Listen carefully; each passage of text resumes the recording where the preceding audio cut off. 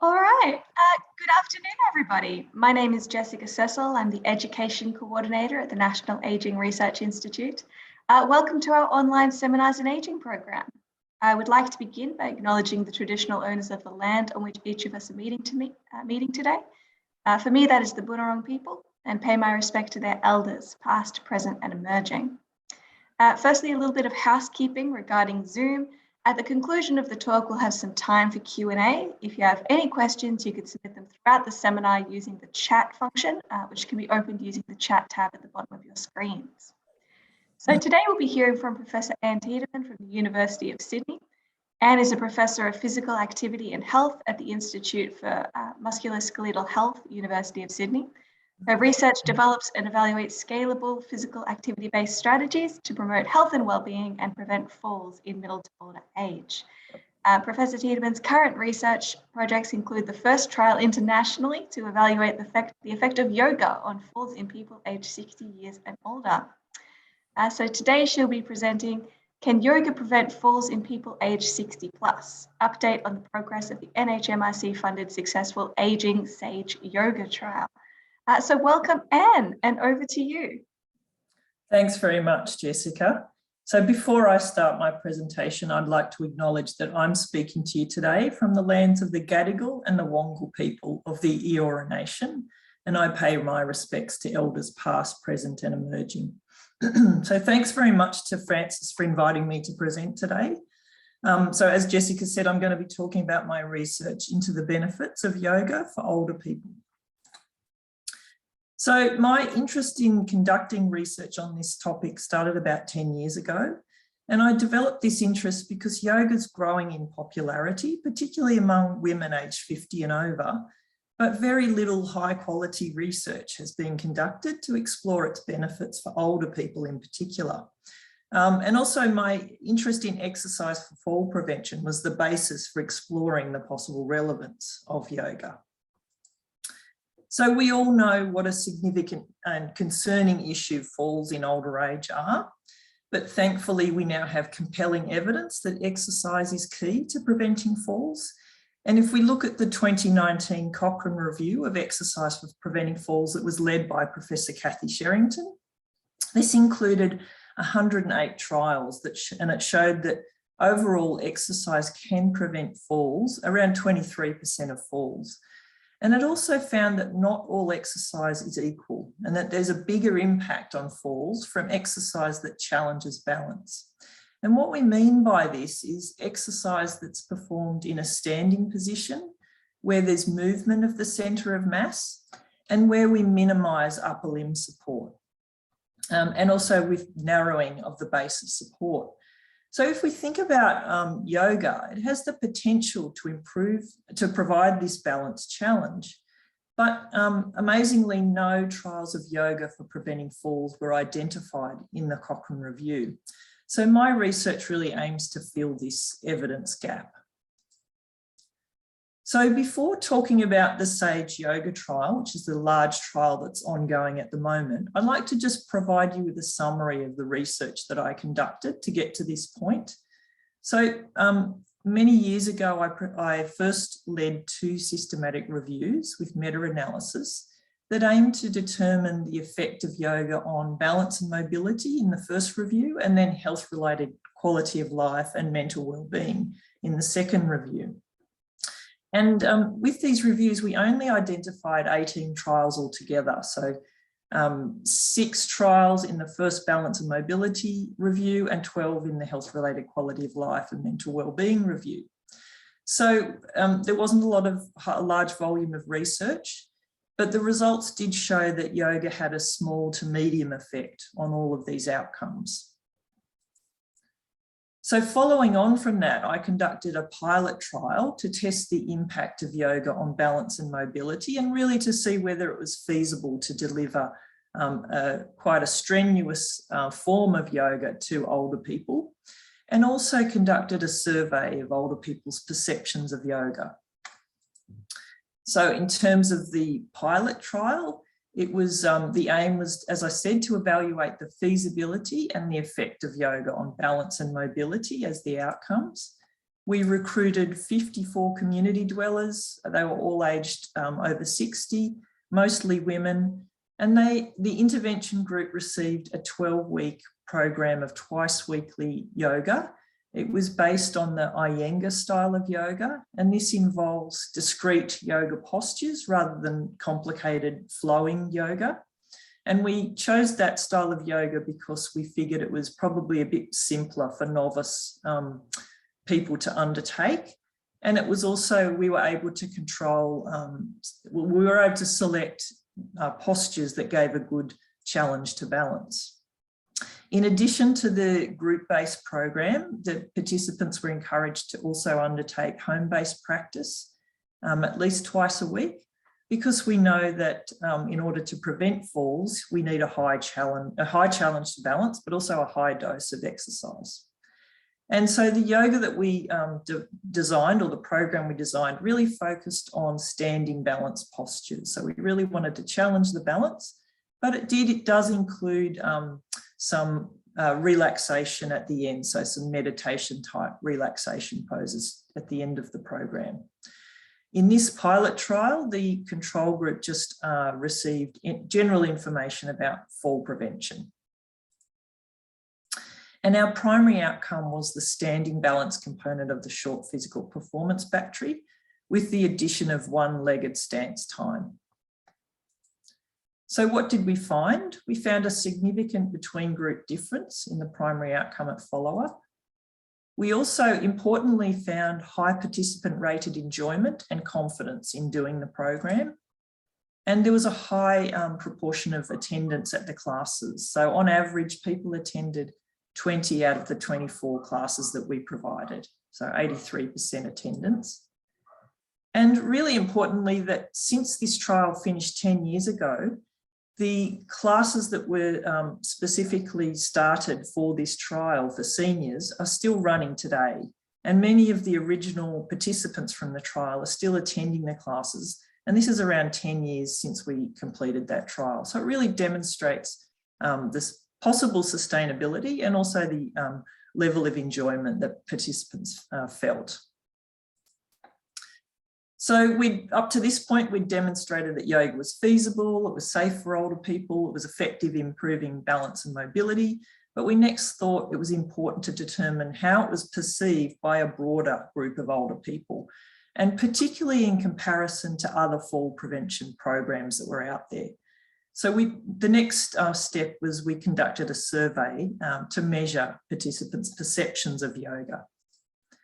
So what we did here was we presented participants with photographs and information about 3 different programs. First of all, the yoga program, then the Otago home-based strength and balance program, which is a validated fall prevention program, and then a Tai Chi program, because we also know there's evidence that Tai Chi-based programs can prevent falls. So participants viewed information about these 3 programs, and then they completed a survey to measure the acceptability of each of the programs and also to select their preferred program. So we recruited over 200 people to this survey, and what we found overall was that yoga was perceived to be acceptable, and as acceptable as the other programs. And interestingly, when asked to select their preferred program, there was around a 3-way split between the 3 programs. So we took this to mean that yoga was as acceptable, and some people preferred it compared to the other established fall prevention programs. So up to this point, this background research showed that there was great potential of yoga as an exercise for promoting balance and mobility, quality of life and mental well-being, so all important outcomes for older people. We found it was positively perceived, it was safe and feasible, and so we really thought it was time to do further research to determine if yoga can prevent falls. And this is where the Successful Aging Yoga trial came in. So in 2018, I was awarded funding from the NHMRC to conduct this trial. And the aim of the SAGE trial is to measure the effectiveness and the cost effectiveness of a group-based yoga exercise program on the primary outcome of falls over 12 months. And this is compared to a seated home-based yoga relaxation program. So we're conducting this trial in community dwellers aged 60 and over, and our sample size is 700. And as was mentioned at the beginning, this is the first large trial internationally that's been powered to detect an effect of yoga on falls. Oops. Go back there. So just a bit more information about the intervention group. So as I said, it's a 12-month program. So the style of yoga is the same as the pilot trial that I mentioned, so Iyengar style. Participants undertake an hour of yoga twice a week, and it's supervised. And plus, in addition, they're encouraged to undertake at least 2 times a week of 20 minutes home-based practice unsupervised in order to get enough dose to have an impact on falls, hopefully. And you can see some of the examples of types of postures that are included in the program there. In terms of the control group, so as I mentioned, they receive instruction on a home-based relaxation yoga program. So it's conducted in a seated or lying position. To learn the program, they have 2 supervised sessions to go through the different postures.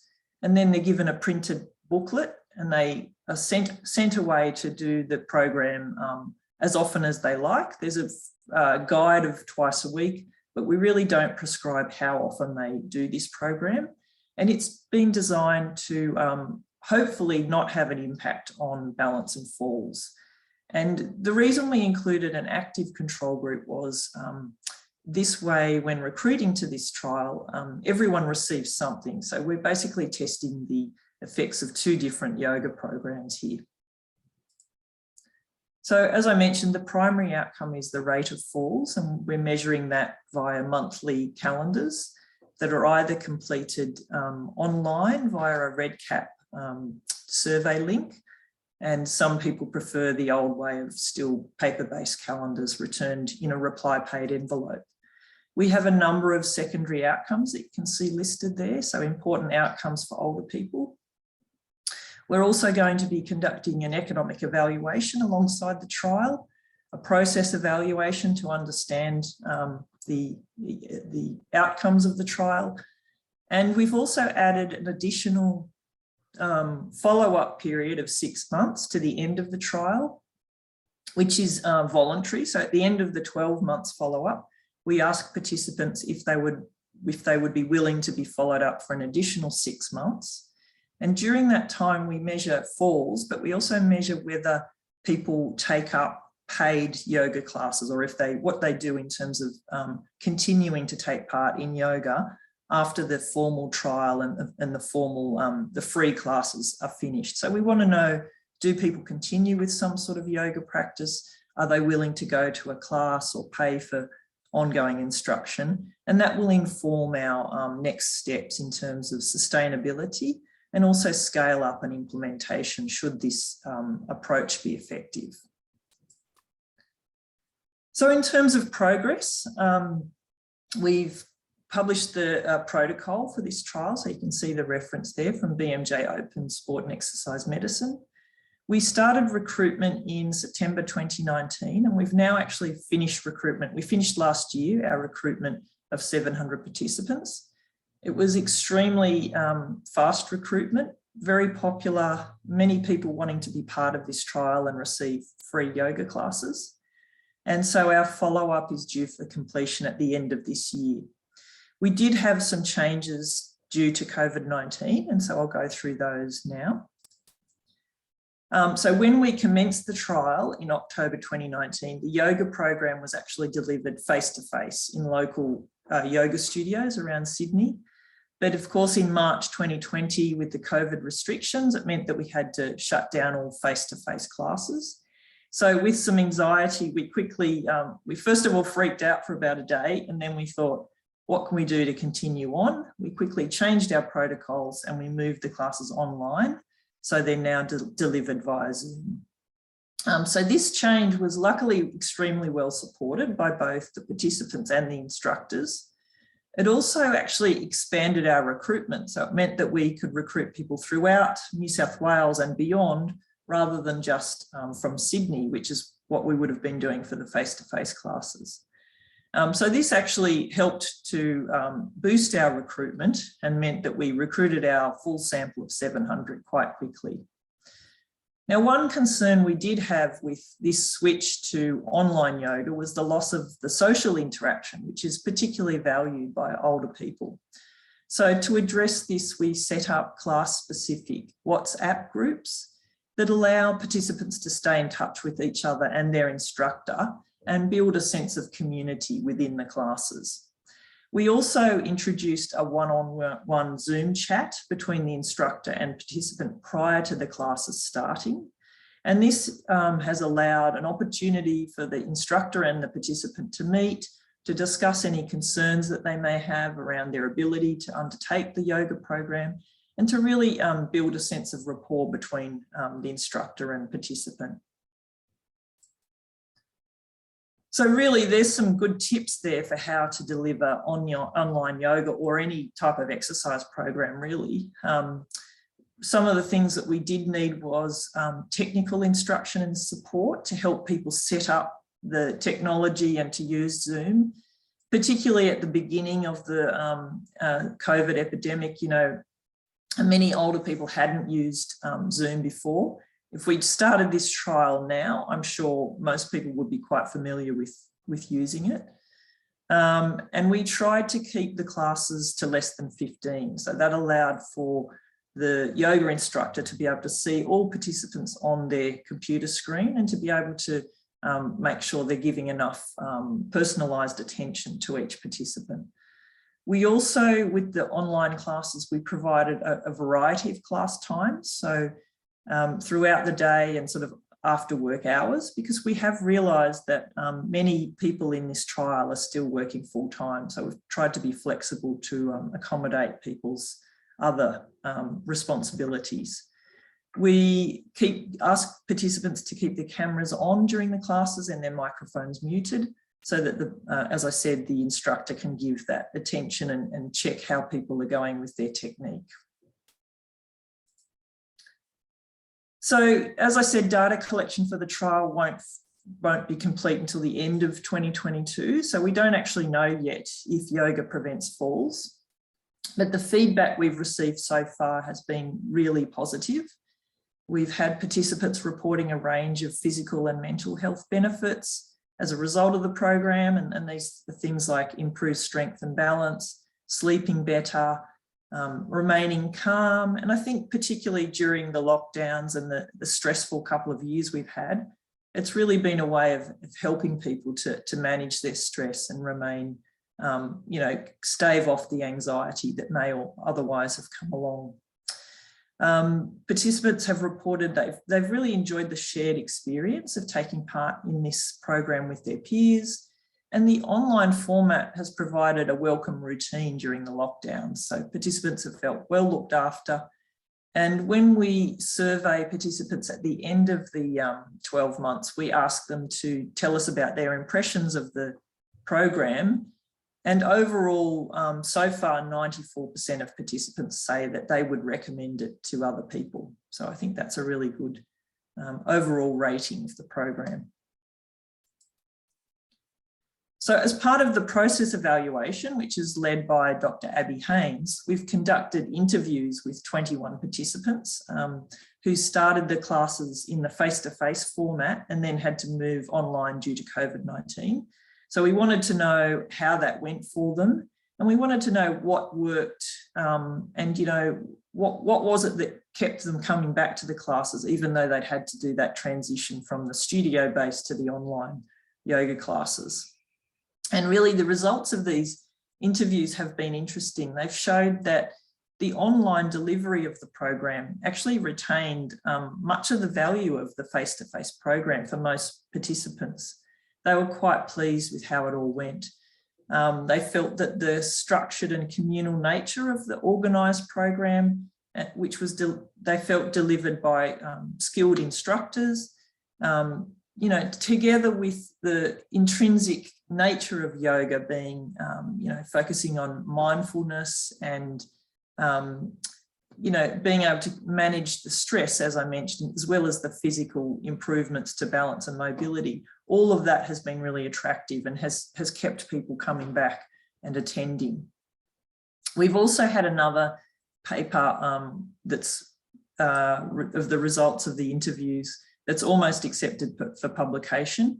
And that's explored how the mechanisms of mindfulness and embodiment that were identified in the original program evaluation have really maximised the engagement with the yoga program. So the participants felt that yoga was different to and more enjoyable than many other forms of exercise that they've undertaken. And it seemed that that was because of this idea of mind-body connection, a lot of them said, this type of mindfulness and embodiment. So looking within the body rather than feeling outside of your body and what your body can't do, but focusing on what you can do. So that was a theme that came out in these interviews. And it's actually a theme that could be helpful to other physical activity programs in terms of attracting older people to attend and adhere. So I might just summarise there so that we have plenty of time for discussion. So what we've found is that yoga programs are safe for older people. We have this problem in the falls area. We know a lot about what types of exercise prevent falls, but we have a really low uptake and adherence to effective programs. Some surveys have shown that only less than 10% of older adults are taking part in exercise programs that can prevent falls. So we have an issue with attracting older people to programs that work. And so maybe yoga is another option that can attract people who might not be people that say, you know, I don't exercise or I don't like exercise. Maybe yoga can be another option that will attract those people. So we know that it's safe for older people to take part in. Our feedback about the Sage yoga program so far has shown very positive reactions. People are feeling lots of physical and mental health benefits. We've found that the online format has worked really well, and that, you know, it deserves further exploration, because we know that it allows not only to account for further lockdowns and times where people can't get out because of other personal circumstances, but also it allows for delivery of programs to people in rural and remote areas as well. And we found, you know, sometimes there's a perception that older people are not willing to use technology, but we haven't found that. We found that they are open to using technology. And importantly, the yoga instructors that we're using were very open to it as well. So most of those instructors had never delivered an online yoga program. They were very willing to try it out, and they found it to be very successful. And it's allowed them to continue to you know, have people attending their classes during many months of not being able to deliver face-to-face classes. So really, I think one of the messages from this is that online delivery of other types of physical activity programs for older people does warrant further exploration, and we just need to be sure that we provide older people with the support that they require to set it up in the beginning. We need to think about how we can develop those social connections between the older participant and the instructor. And of course, it won't be for everyone, but for some older people, it could be a good solution. So I'd just like to acknowledge the large team that's been working on this body of research, particularly my co-investigators on the SAGE trial, Professor Kathy Sherrington and Professor Stephen Lord. We have a large team of staff working on the program and working really hard to recruit so many people, our study participants, and of course the project and salary funding. So the National Health and Medical Research Council and my University of Sydney Robinson Fellowship. And so I'm happy to take questions. And if you have any other further questions later, feel free to contact me. Thank you. Well, thank you very much, Anne. That was great to hear. We now have some time for Q&A. If you have any questions, please submit them now through the chat function. Alternatively, if you'd like to ask your question in person, you could turn on your camera and microphone now and we'll call on you in turn. Would you like me to stop sharing, Jessica? Yeah, that'd be great.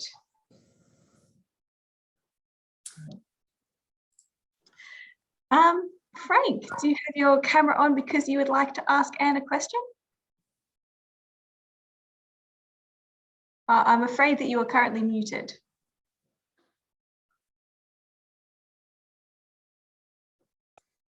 There we go. Yeah, I'm interested in the story, but I think I need to wait as a journalist until we have publication of final version rather than just publish something which is halfway there. Yeah, so we definitely don't know if yoga prevents falls, you're correct. And we'll be looking forward to spreading the word about the answer to that question later on this year or early next year. Thank you. Frances, do you have a question to ask Anne? Yes, well, I've got a comment first, and thanks very much, Anne. I think that's a great example of a whole pipeline of research that started with some, your pilot studies, but really the exploratory research through to kind of a definitive trial. So congratulations on that body of work. I guess what I'm interested in, and it partly depends on what the outcome of the trial will be, is do you get a sense of the type of person that is more likely to sign up to yoga? And the reason I'm asking for that is, if we have the Otago that's effective and we have Tai Chi that's effective, what can we say about effective programs and the type of people that are going to be attracted to those programs? Yeah, it's a great question. I think the people that we're having take part tend to be younger and more active and still quite functionally able, so certainly not frailer older adults, I would say. As I said, a lot of I could look it up, but a lot of our participants are still working, so I guess that's another aspect. Although we did, a large amount of our recruitment was done by advertising in the seniors card newsletters. Is that I think it's New South Wales only, is it, Frances? There's seniors cards in Victoria, but I think they're run by the different states. Yeah, so that's for people aged 60 and over who are retired or semi-retired.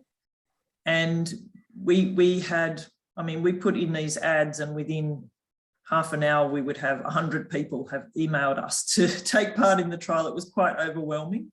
And we actually had to turn away about 150 people who wanted to take part, but we just didn't have space. And so I guess the people who were seniors card holders are retired or semi-retired. So I guess that's a bit of an indication of who we've recruited. We certainly recruited from all over New South Wales. So we had interest from, people in tiny little country towns who wouldn't have had access to a yoga class otherwise, because there's just not available in small places quite often. When we did, so sometimes yoga has this perception of being spiritual or a sort of a religious overtone. And in the interviews, at least, which is only a small sample of the big trial, the researchers tried to explore that, and that really didn't come up as a theme. So people weren't really perceiving it in that way. They were more seeing it as an exercise program or a relaxation program. So I think that was also interesting, because I think in some cultures it may be seen as too religious or opposing their own religious beliefs, but we didn't have that in our, so far we haven't found that theme. We also have a question about, have people done yoga in the past, which I haven't looked at, but we certainly can look at whether they've done yoga when they were younger or not. But one of the inclusion criteria is you can't be currently taking part in yoga, and you can't have done it regularly in the past year. So we were trying to recruit people who were relatively new to yoga, at least in the recent years. So I hope that answers your question, but I think it's quite a mix, but more women, of course, than men. I was going to ask about women. Yeah. I mean, women are going to be overrepresented in Yeah. most of our trials anyway, Yeah. but do you think, Yeah. like with your pilot study, it is still more women? Yeah. I'd say so. I think more women for sure. We did get some men, but yeah, it's still something that's more attractive to women. Yeah. It's interesting, going to be interesting then for implementation and that sustainability. Yeah. Yeah, thanks, Anne. Thanks. Yes, I have a follow-up question about that. In the survey that you did examining preferences for yoga compared to other balance programs, did you find 35% of people said that they would prefer yoga? Yeah. Was there a gender imbalance in that preference? I think from memory, gee, that was a long time ago and I'd have to look it up, but I don't think there was, but I know there was the people who preferenced yoga were younger and had less medical conditions. So again, it was the more fit, healthy, older person. Yeah. Yeah. We have a few comments and questions coming in through the chat. Lenore says that she uses yoga regularly and used an online class during COVID-19 lockdowns and says that it helps her balance and general exercise and well-being. Fantastic. I hope you keep doing it, Lenore. Paula says that she teaches chair yoga for seniors aged 65 to 95 via Zoom and all report strength, serenity and better balance, but of course all anecdotal. Yeah. She says she's got to go teach a class. And Jess says, had many participants been referred to Pilates previously? I find that physiotherapy often feeds into Pilates and there are many similarities to yoga. Yeah, that's a great question too, because a lot of people do perceive them similarly. Again, at baseline, we get people to tell us what exercise programs they're currently taking part in. And so we could look at that to see if anyone nominates Pilates, but from my memory, I don't think it's very common. But yeah, it's something we could look at. And again, there's not been much research into the effect of Pilates on falls. And so it's another area where there's a bit of a gap in our knowledge as to whether Pilates prevents falls. Yeah. Francis, feel free to put your hand up again if you want to ask another question. That's why your camera's on. No, I just left it on because I was interested. Sorry, go on, Jess. Oh, good. I had a question, Anne, about, I know that the data hasn't fully come in for the most recent study. You've only done interviews at this point. Did you do interviews with both like the active and the chair yoga subgroups? And are there any differences emerging from those two just in that qualitative data? Yeah, we haven't. So we're not interviewing the participants that are undertaking the chair yoga, mainly because of just, we need to use the resources that we have in the most efficient way. It would be interesting to know. We have had more people drop out of the control group, and many of the comments were, I wanted to be in the class, the active class-based yoga. I didn't want to go into the relaxation yoga. So overall, I would say people were preferencing the idea of the other yoga. However, we have had one or two who dropped out of the intervention group because they wanted to go into the relaxation group and they didn't want to go to the regular classes. But we don't know. And I think it's an interesting point because a tiny little back of my mind worry is that perhaps doing the meditation and the relaxation of the chair yoga could have some effect on the way we move about and the care with which we undertake our daily activities, and perhaps that could have some impact on our risk of falls. And again, it's not an area that has really been investigated. I hope for our sake for this trial that it doesn't reduce your risk of falling and muddy our results. But yeah, it's another area that I think, there's more focus on mindfulness type approaches and also taking care when you move about, that whole idea of your behaviour when you're trying to do not even difficult activities, just everyday activities, and there could be some effects there, but we don't know, and we're not interviewing those people. Yes, very interesting. So Anita has a question in the chat. She says, thanks, Anne. Were there any technological barriers to participation, such as no device or not enough data or language barriers on Zoom? Yeah, that's a great question, Anita. So when COVID hit, we had, I think it was about 60 participants that had already been randomised to the intervention group. So they'd signed up for face-to-face yoga. And I believe it was only 2 people out of that 60 who didn't take up the online yoga. So it was a very small number of people. And one of those people, the reason was they didn't have enough data to be able to access the Zoom classes. But of course, then the rest of the people we recruited from then onwards were recruited to an online yoga program. And so we've only recruited people that did have that access. And of course, that's an issue for equity and all of those other factors that you said, the language barriers, and even people with poor hearing may struggle to undertake a class via Zoom. So of course, it's not suitable for everyone.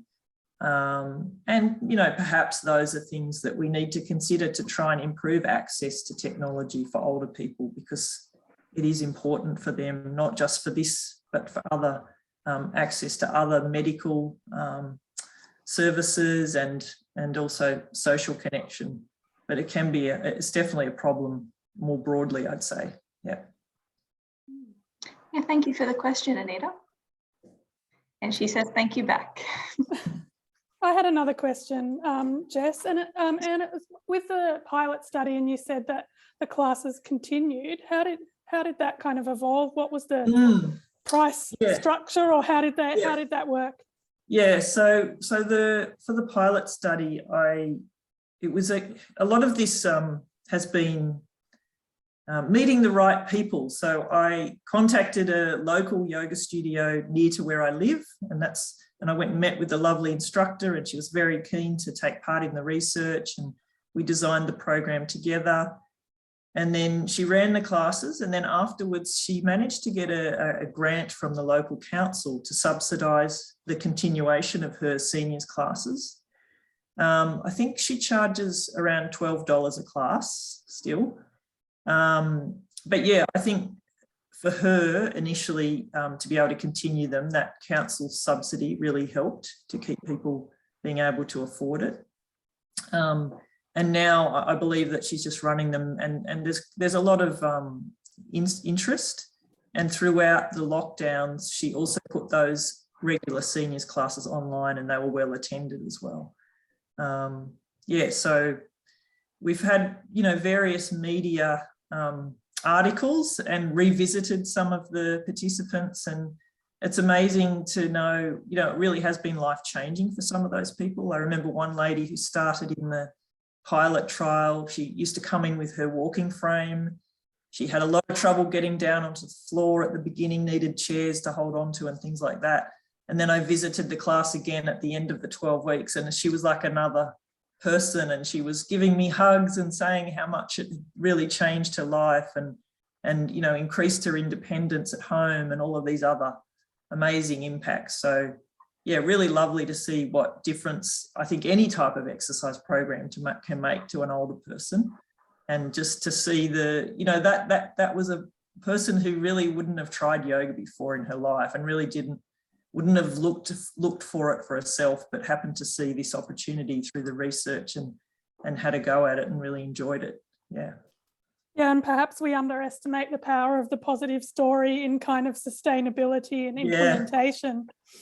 I think so, definitely. Fantastic. We've got a comment from Chelsea in the chat. She says, recently completed Falls Month across 12 residential aged care facilities. And as part of this, we ran share yoga sessions via Zoom. Haven't identified changes in regards to falls directly. However, we did note reduced behaviours throughout the day, which in turn led to reduced falls. It'd be interesting to see the results. Yeah, that's great. And I would urge you, Chelsea, if you continue to do them, to try and integrate a little bit of standing up yoga. So even with the support of the chair, holding onto the chair if possible for you know, patients or participants who can manage that, just to really increase the challenge to the balance and hopefully keep that progression going from the chair base to the standing yoga. But that's really great. Fantastic. Well, if there are no more questions for Anne, would everyone please join me in thanking her with your clap reactions? Thanks very much, everyone. So next fortnight, Anna Peters will be presenting Delivering Enhanced Healthcare at Home through Optimising Virtual Tools for Older People in Rural and Regional Australia, or the Deliver project. So please join us next fortnight on Tuesday, the 24th of May at midday. And thank you all very much for attending our Seminars in Aging program.